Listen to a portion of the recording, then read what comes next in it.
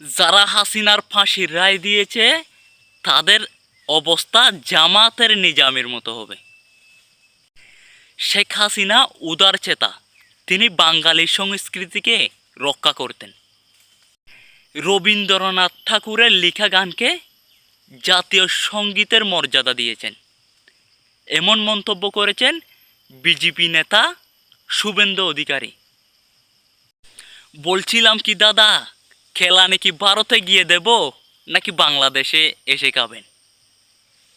বলছিলাম কি দাদা, আপনার মতো শুভেন্দু অধিকারী নাক না গলালেও চলবে।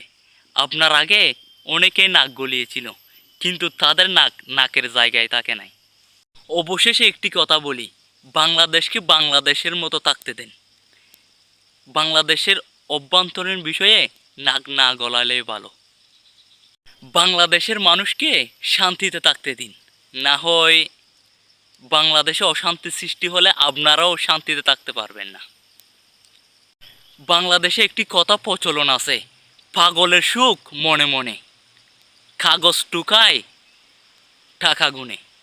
আপনাদের ভারতীয়দের অভ্যাসটা হচ্ছে এমন, নিজেদের সরকায় তেল দেন, বাংলাদেশকে নিয়ে মাথা ঘামাতে হবে না। ধন্যবাদ সবাইকে।